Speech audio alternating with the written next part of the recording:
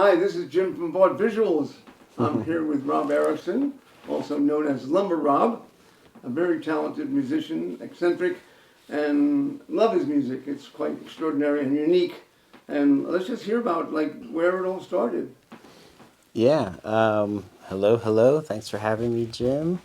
I think it definitely started for me with an experience playing piano early with my sister, who is 3 years younger than me.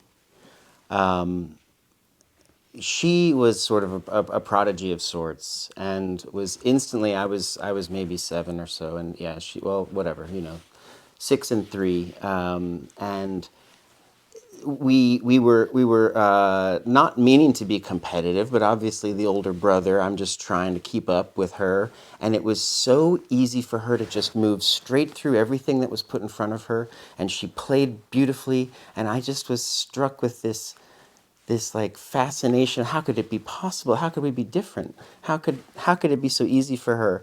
And yet I could do parts of it. I could do sort of like the rhythmic parts of it. I always felt like a drummer. I always felt like I had sort of a connection, like just sort of a presence with rhythm constantly.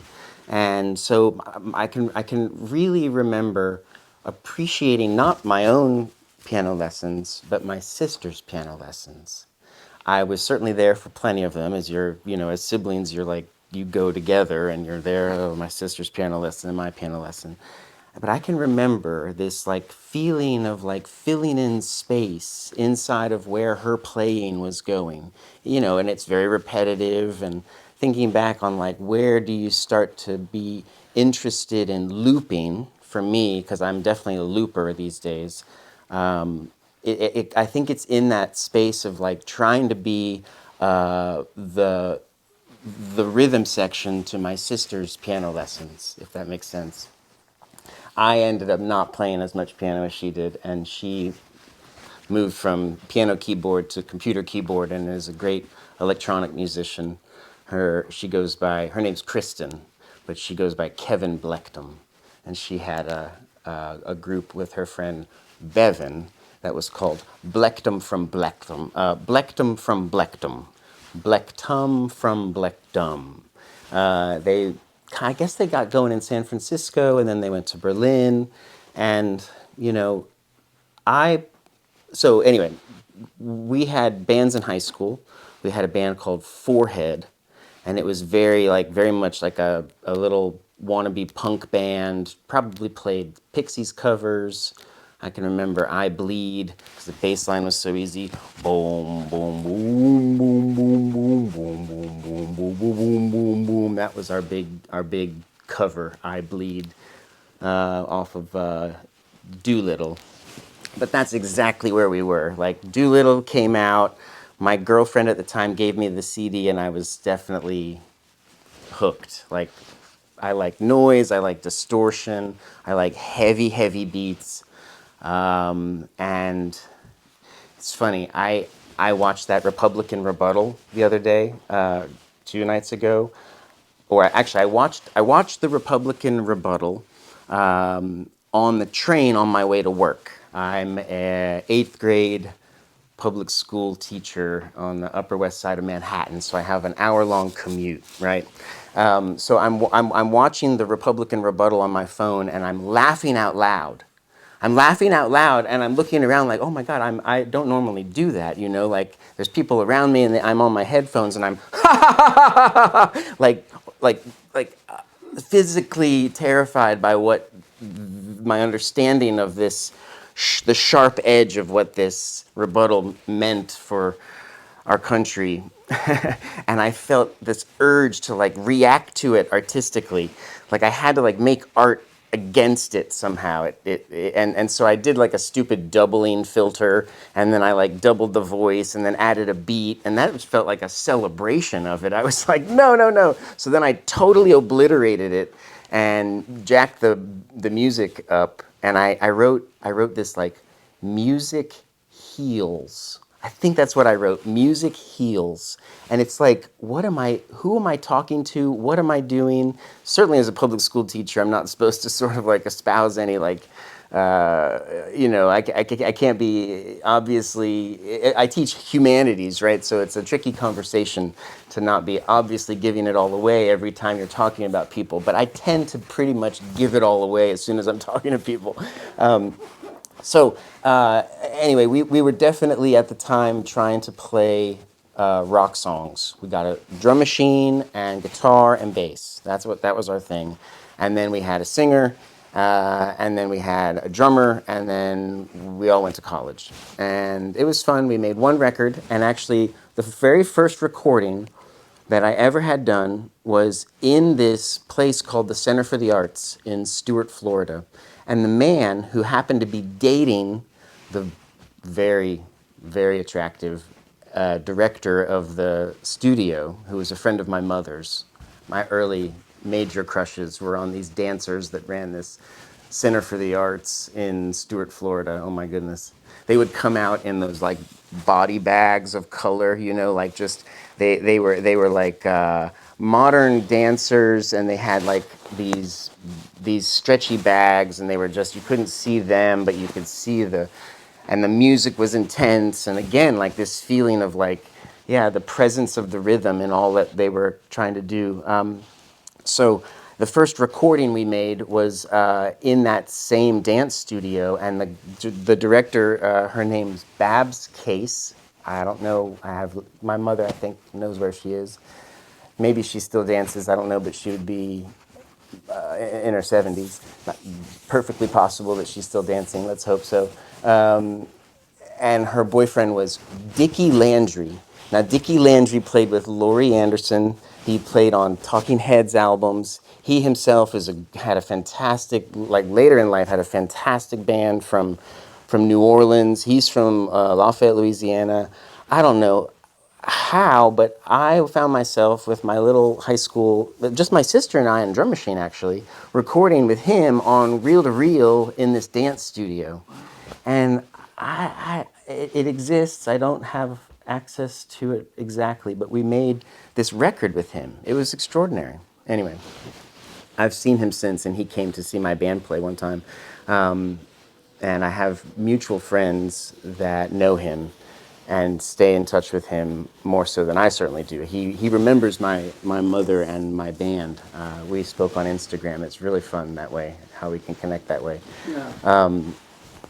So in college, I was definitely doing like 4-track recording in my dorm room and doing like sound design for theater, like for instance, just kind of dumb stuff, like definitely live mixing 4-track scoring, like with cassettes, in college. We were at Brown in Providence, and playing like in the production workshop, up these spaces where the students were able to produce things and put things on. And it was kind of funny because you spend so much time there, and at a certain point you realized, wait a minute, I'm not getting really any credit for this. Like, it's just completely extra from the work that I'm supposed to be doing. But this is what ultimately mattered more than anything, this experience at just trying to make work. I think ultimately I'm very happy when I feel like we're just kind of making things.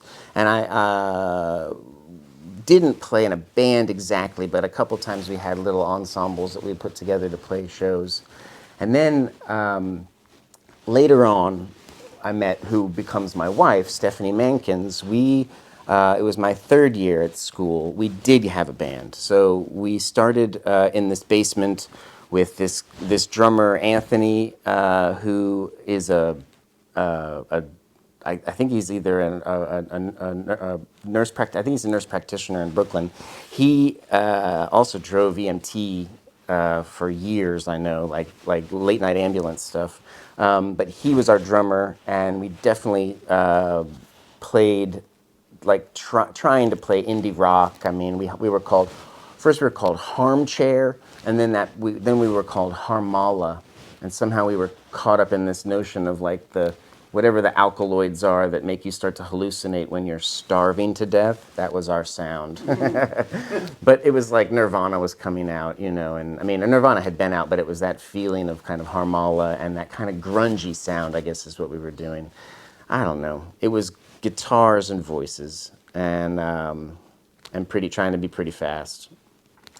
Then we moved to Manhattan in '98, and we played, my wife and I, as Adult Rodeo. That was our band, with a drum machine, a bass, and a guitar. And we would go with all of that and play the Sidewalk Cafe, where Latch was the guy running the thing. And this was like '98, '99. So it was sort of funny because there were a lot of bands that were playing while we were there, and then like Kimya and Toby Goodshank and Jeffrey Lewis and what becomes of Moldy Peaches, like they were there playing, and we played those evenings with them. But then we left town, we moved to Austin, and they definitely just stayed in that space and became, you know, pretty popular little anti-folk, punky, folky. They had a whole scene. But we went to Austin. And on our way to Austin, we went out to San Francisco and we recorded our first album secretly at night at Mills College, where my sister was doing graduate work in the music program. And the first record, which becomes The Kissy Face, we made over a course of 3 or 4 nights. And it's wild. We went on tour after we made the record. We had burned CDs and we sold them on our little tour. Like we had like 6 shows coming back to Austin after we made the record. And we sent email somehow to some labels, and Kramer from Shimmy Disc back in '98 responded. He said, "Okay, I'll sign you up." So we had moved away from New York, and then we were talking to this label in New York that I knew of because I'd been listening to Shimmy Disc records since I was in high school, at the record store that I would go to in my little town of Stuart, Florida. I was very lucky to have a very serious, very experimental record store in Stuart that I was very often at, and listening to and buying records, but mostly listening to records and maybe sneaking some hits off of a nasty old pipe. This guy's name is John Clements, and he runs Confusion Records, and it still exists. I think it's called Lake Worth, Florida, if I'm not mistaken. Lake Worth? I think he's in Lake Worth. It's down in Palm Beach County. Confusion Records. Anyway, I ended up moving to Austin and somehow getting signed to this label that had just been bought by the Knitting Factory. So the Knitting Factory bought Shimmy Disc's like entire catalog. It was kind of, Kramer definitely has had kind of a bumpy career in certain ways, but Kramer is just somehow released some of the most important first records for bands that went on to then be just superstar cool.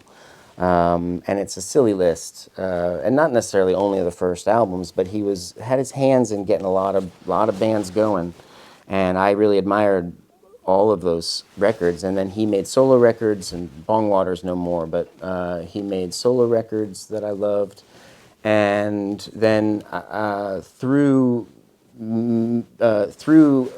meeting with Kramer and talking with Kramer, we ended up doing a little South by Southwest showcase, and Jad Fair came, and I met Jad for the second time, and Jad and I started to do a show, and then Adult Rodeo made another record called Texas with 3 X's, and we then went on tour with Half Japanese a number of times. So it was Jad Fair's band Half Japanese and Adult Rodeo opening, and we would go in a van. It was crazy. It was crazy. It was what you could do when you were like 22 and you didn't have kids, you know. It was so fun.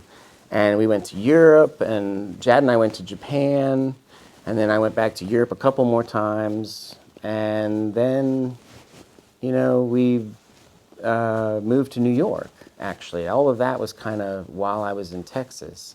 And then we moved to New York. I guess I traveled and toured with Jad a few more times, but then I definitely jumped into doing more performance art and started to play shows at Little Theater when it was back at Tonic.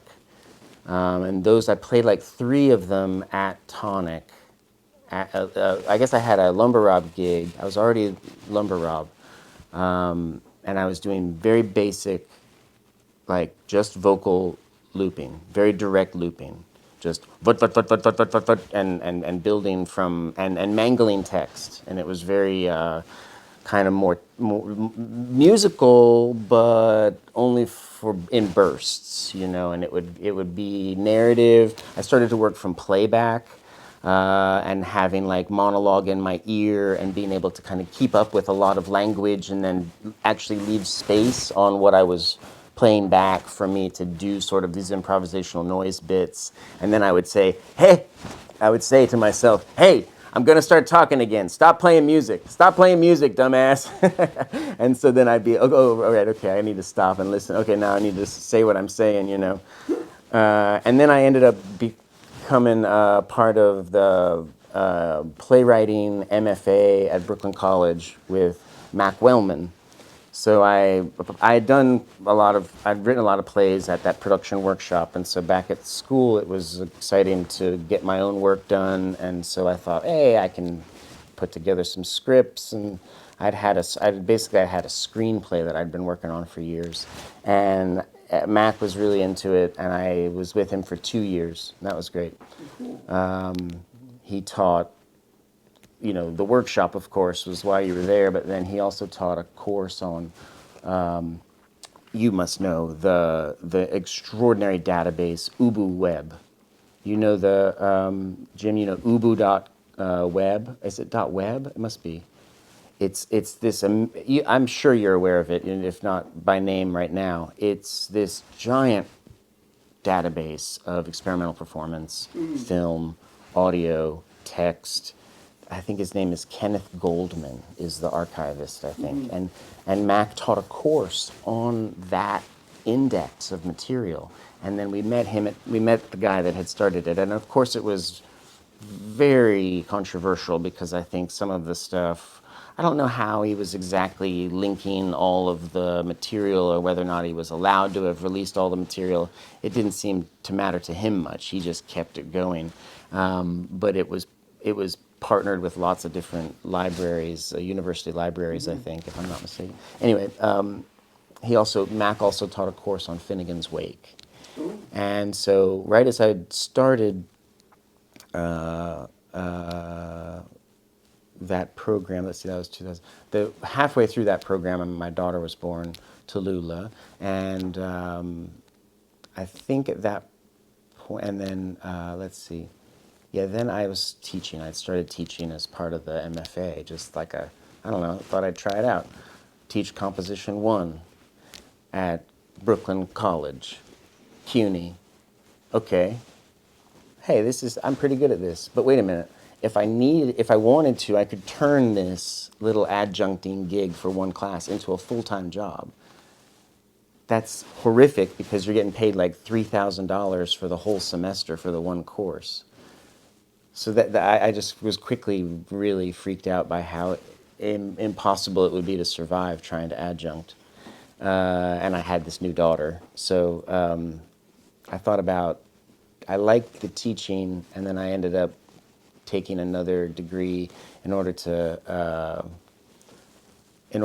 be hired in the system, and I got hired into this honors humanities position on the Upper West Side, and it's the same job I have to today. I've only ever taught 8th grade pretty much, and always been humanities. And so I took a couple years off, and then COVID came, and I somehow went back to teaching right after COVID, like right in COVID, I started teaching again remotely. But the decision to then make kind of more formal Lumberob records, all this time I've played my show, and it's become more musical or less musical, or adding, it used to only be vocal, and then adding drum machine, adding different synthesizers, and then we actually lived in Costa Rica for one school year, right as COVID came. We were down there, so we were fortunate to be down there, but we needed to come back. It was very tricky to come back. to New York City, but we did. While I was down there, I met some guys, and we were making this show called Acid Conga, which was this like experimental cumbia, and I was taking lines from all these guys and working as like mix master to build out these dance parties. And it got going really great. It was so fun. We had played a couple really great little parties, and it was like kind of a weekly thing, and it was growing, and then pandemic came. Oh. And so they shut it all down. Costa Rica was strict. They shut the beaches down. They did things that people thought were definitely a little bit much, but the town respected it. So we were not playing music anymore. And I had them come up and do some recording. And so for my first record called Language Learner, it came out in 2022. It involved, there was some playing from some people in Costa Rica, and I built out the songs kind of after the fact.